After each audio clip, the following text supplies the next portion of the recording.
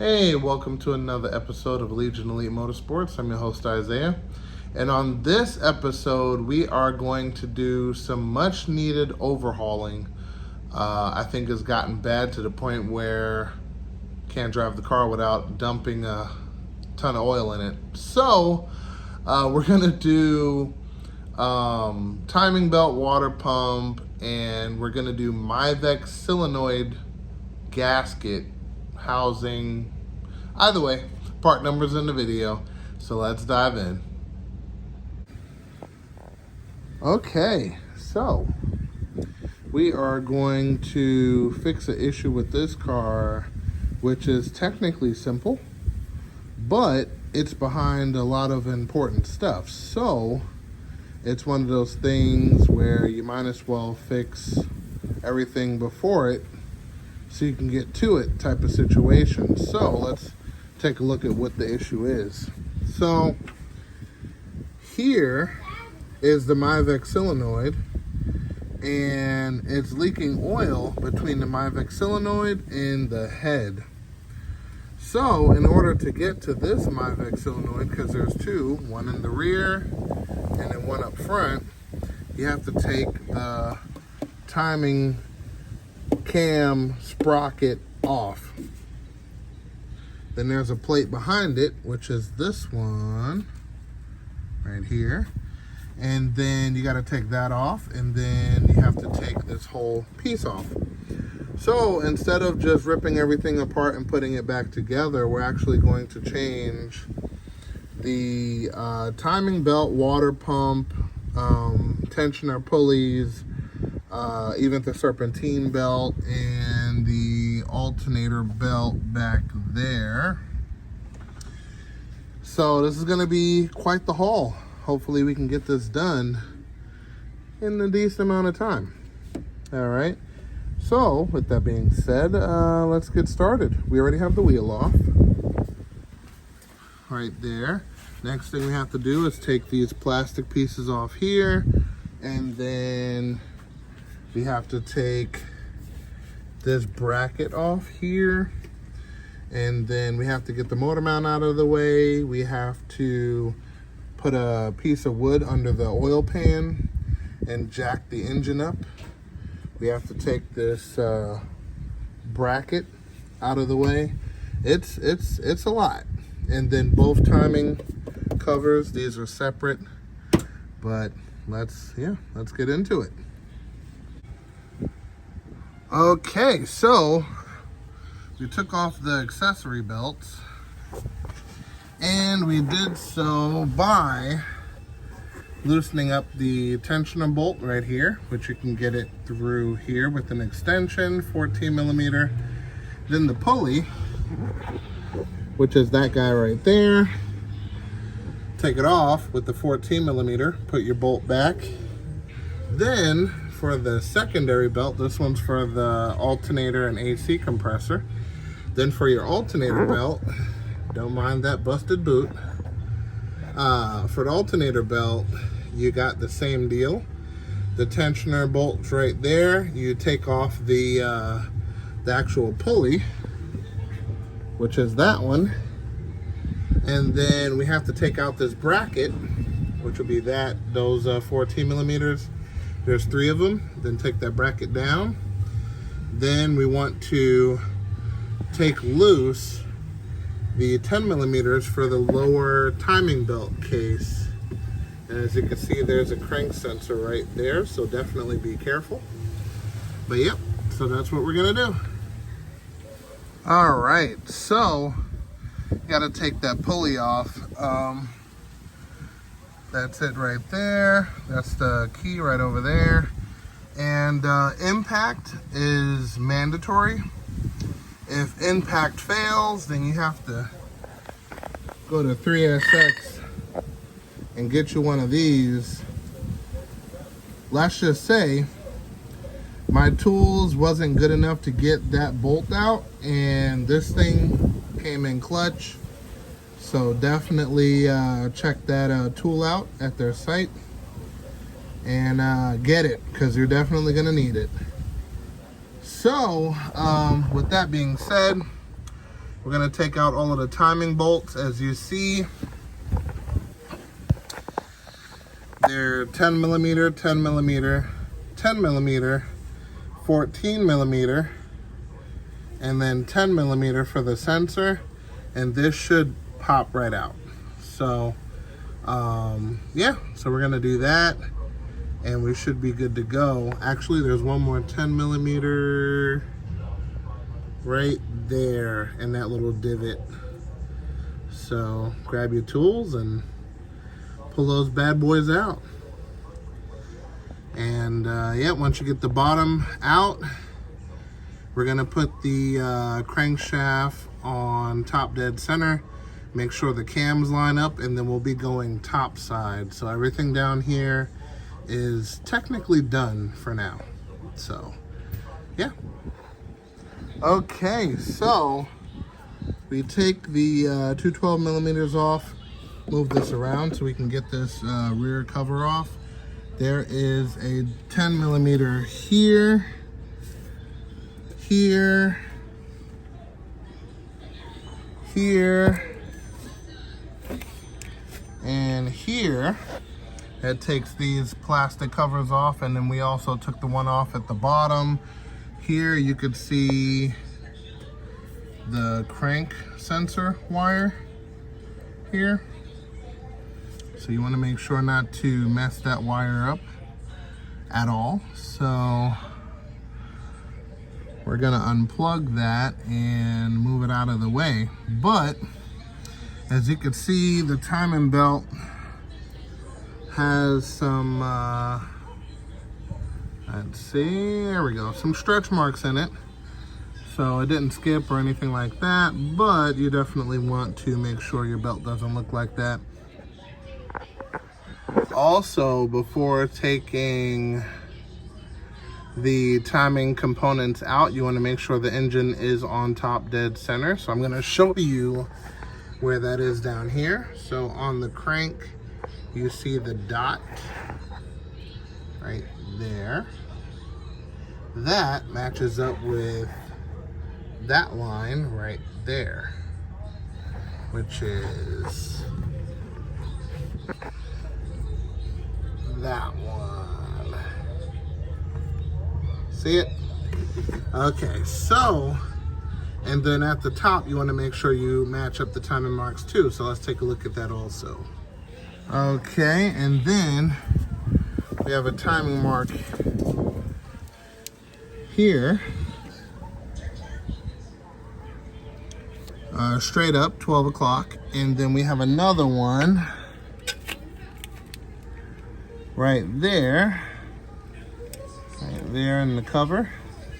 And we got to line up the notches, which is, these are kind of down here. So we have a timing mark right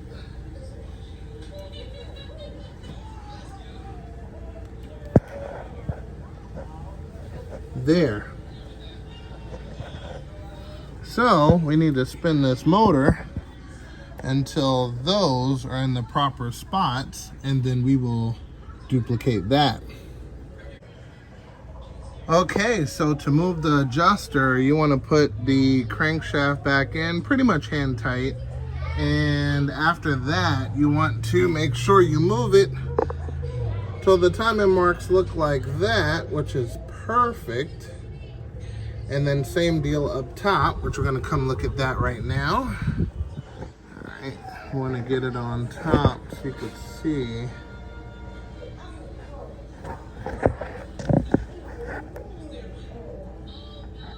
There we go. So it's right at the top, and same deal here. You see the split in the tooth, and right at the top.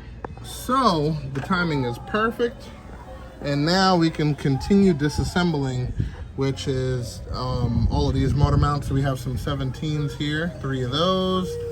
Then we got some 14s on the side, and then that should take the whole motor mount assembly off. So let's see, 3 of those. Oh, don't forget your 10mm ground. Then we got 14mm right there, there, and there in the middle. Okay, and with all of the bolts loose, you can see exactly what needs to come off. In order to take this guy out, make sure you put your bolts back so you don't have to figure out the hard way that a bolt is too short or too long and you strip the casing or whatever the case may be. So put it back exactly as it comes out. You don't have to worry about that. So, okay, so this part technically you guys wouldn't have to do if you're just changing the timing belt, but because my Mivec solenoid is leaking, these are the extra steps I have to take. So this cover and this piece, this actually goes to the water pump. And then this piece is just a back cover, as you can see here. Okay. And then you're gonna take out these two 10mm, 12mm, 12mm, and then only thing holding this piece in is this piece here, which is easy to switch out. I actually take loose two more 12mm, pops out. So now what we're gonna do is, now that the cover is off, you can see there's one bolt here, one bolt here, and one bolt there. That should take off this Mivec solenoid housing, as you can see there.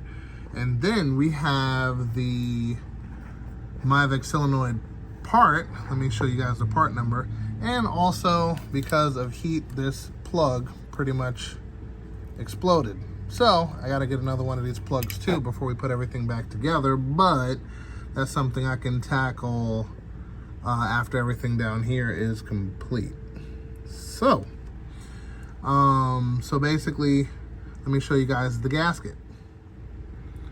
So this is the gasket, genuine Mitsubishi parts, of course, and that's the part number there. This gasket actually hugs between here and the head. You see that crack? That's where it actually separates. So what I'm gonna do is I'm gonna take those 3 bolts loose and show you this gasket on this piece here, which is the Mivec solenoid. So we got the piece off, and you can see it was leaking right through the bottom, pretty heavy. And as you can see, this is a couple of chambers for the Mivec solenoid, and this is the gasket that goes there. Again, showing a part number. Freeze it if you gotta. That's an important piece. And yeah, I actually had to fix the rear Mivec solenoid because the gasket actually broke back there too. And as you see, it goes right over this bad boy. See that there? It has a couple oil galleys to go into. And of course it needs a seal to make sure it doesn't leak. And that was what was bad. So we found the problem. We're gonna swap out the gasket right now. So, oh, here we go, look at that. Has a little piece that sticks out for you to grab. Look at that, it just shattered. Just pulling it out and it shattered. Well, that was to be expected. This is the reason why it was leaking to begin with. So, 1, 2, 3. This one's a 14mm instead of 12. Then 4, 5, 6, and these are all 12s over here. And then after that, there's an O-ring on the reverse side. So you want to make sure that you give it a nice tug, pops it off that original O-ring, and that O-ring does need to be replaced. Now, if you have OEM Mitsubishi parts, there should be a metal gasket, I'm gonna show you guys in a second, that goes from that hole to that hole. Okay, and that metal gasket is reusable. I don't care what they say, as long as it's not bent, it is reusable. Just clean it up and then make sure you add a touch of Indian head on there to ensure good seal. And boom, you should be good to go. But before we get to that, we still have to remove the O-ring off that pipe. See that pipe right there? Got to take that O-ring off and replace it. Okay, so this is that gasket. You can see exactly how that mounts up according to this cutout here. All right, and basically what you want to do is make sure that this has a good amount of Indian head on there after you clean it off. Take a little bit of throttle body cleaner to ensure that there's no grease or any kind of residue on there. And then this is the back side, and you can see where they have the stock adhesive is still there here too. And yeah, I am definitely going to reuse this. If you want to do different, you definitely can. See if they have this gasket available at your local Mitsubishi dealership. Do not get it offline because they'll end up giving you something like this, which is 100% paper. And this will crack long before it's due to be changed. So if you want to do this service twice, use this. But originally it's metal. That's what I would stick with. So I know what you're asking yourself. If these 6 bolts take off the water pump, what are these 10mm bolts for all the way around the housing? That is for you to take apart the housing, because this is a replacement. As you can see, there's a gasket there. All right, so that's what those 10mm are for. We're gonna crack those loose and swap this out. So I'll be back. Okay, so once you take those 4 bolts off, 1, 2, 3, 4, the housing comes off. This is the old water pump, which of course it looks great, it looks new, you know, but when you're doing your 60K service or whatever service you're doing for your timing belt, you don't want to use old parts, because imagine you put this together and you know, it ends up failing. Now you have to rip everything back apart. So new parts, don't have to worry about that. So again, this is another metal head, or excuse me, metal gasket, which can be cleaned up and reused. If you ever wonder why the car originally from the factory lasts so long without having any leaks or any failures, and it's because of metal gaskets, not paper. So I'm gonna clean this up and reuse. Okay, also we have the new housing on there. It has a weeping hole when the water pump goes bad. Pretty sure 90% of the cars here in America have the weeping hole. So if this one looks good on the back side, but if that weeping hole is leaking, you're out of gas. It needs to be replaced. So we got this unit ready to go. Next, we're going to put the gasket on the back, and we're going to change the O-ring, which is right here. All right, so we'll take the old one off, put the new one on, and yep, we should be good to go. So we will grab a touch of Indian head for the gasket in the back here, and yep, go back together. Also, you want to make sure you lubricate this gasket. WD-40, Vaseline, choose your poison. It all works. And boom, should be good to go. Okay, and there we have it. We're going to put a little bit over these bolt holes here and here. Don't need to go crazy. Just a little something goes a long way. So I'm gonna finish this up and add our gasket. We'll be good to go. Okay, so water pump is back in. Putting your 6 bolts, and then once it lines up, push it all the way in. And bingo, she's done. Also, make sure this bracket is put back into place so you don't have any mishap. Okay, so I went ahead and replaced the crank sensor. This one's a little petrified and solid, so I figured I might as well just get a new one, just so I don't have to go in there and mess with this again. Plus, this car has 250,000 miles on it. I think this sensor has had it, even though it was working. So, yeah, we're gonna pop these screws on there, pop this sensor on there also, and start messing with the timing belt. Okay, so we got the belt on, and easiest way to do the belt, I would say, is have someone hold the crank or use a pair of table vise. Actually, not table vise, squeeze clamps for the crank at the bottom, and use zip ties to hold it in place once you get it in place and once you get it lined up. So basically, timing mark here, let me get straight on so you can see it. Timing mark here to the divot there. Okay, kind of can't see this one.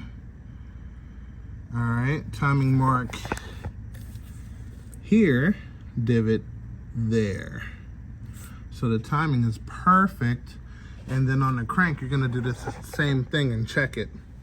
Okay, so excuse the wind, but yeah, it's just one of those lovely days. So basically, what you're gonna do is, once you know the belt is on, the two eyes are going to be on this side towards this bolt to get the belt on. Then you're gonna turn it down.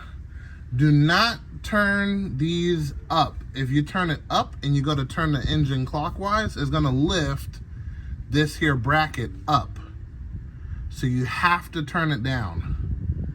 Okay, remember that. Okay, that's very important, because if this thing lifts up and then this thing extends all the way and it stays that way, it's going to mess with your timing, and then you're gonna blow up your engine. So make sure you do not do that. These eyes go down. So it starts from here, two eyes, and twist it around to there to make sure it's tight. Also, another note to self, you know the grenade pin that goes in and out of this hole, right? Takes about 38 to 40 foot-pounds or inch-pounds to push this spring back in. That's how you're able to move the grenade pin in and out. You see there's barely a gap there. That means the tension on the belt is correct and it's compressed. So when you're tightening this piece here, you can feel when it's the perfect amount of tension, because you can move the grenade pin in and out really easy. That's the easiest way to know if your timing belt is tight enough. Don't gotta twist it. You don't have to go by any of that. You go ahead and tighten this until the grenade pin jiggles loose, and then you lock it up.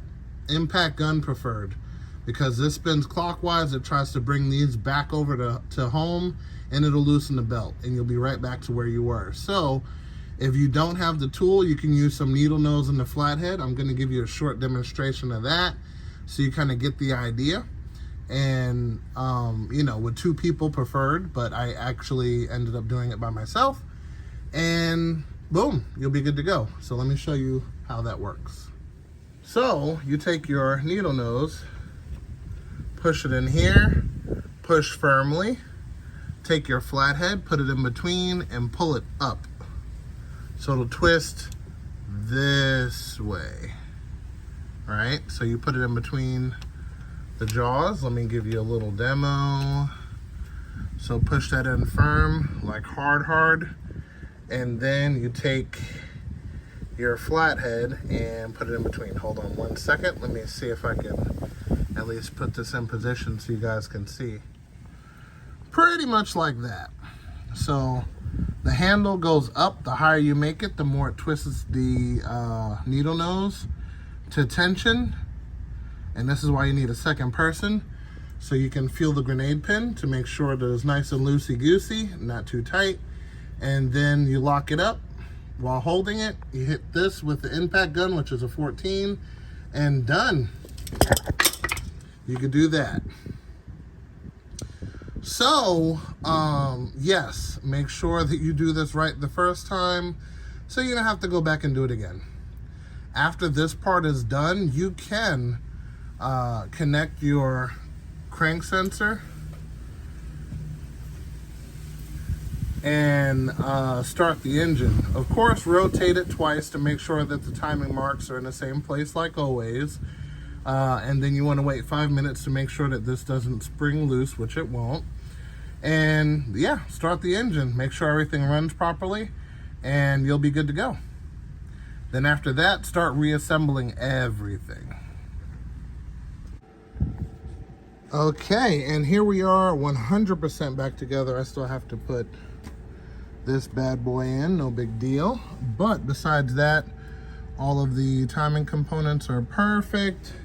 And I'm gonna tell you which way it needs to go on the fix-up. Put the motor mount bracket in first. Then you put in the lower bracket, or excuse me, the lower timing belt cover. Then the tensioner bracket. Then the tensioner up front. Then top cover, and then bracket, and then from there everything becomes easy. Put in your motor mount, take the jack down, and tidy up everything. Make sure you don't have any leftover bolts. That's like the number one thing you're not supposed to do, is have leftover bolts. So as long as you don't do that, you're good to go.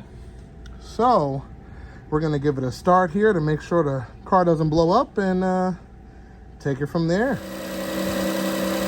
And there we have it. Runs perfect. No shaking, no nothing. Complete. And of course, refill your coolant. That's the last piece of the puzzle. All right. And with that being said, I hope you guys enjoyed and found it helpful. The car drives great now. It doesn't leak any oil. It was dripping so bad that if you turn on the car, it would drip, drip, drip, drip, drip, drip, drip. But before you know it, the engine's out of oil, and boom, you'll be walking anyway. So glad we fixed it. I hope it's helpful to you. If you're new here and enjoyed the video, definitely consider subscribing, hitting that bell icon for updated notifications. But until then, guys, remember, knowledge is power, and I will see you guys next time.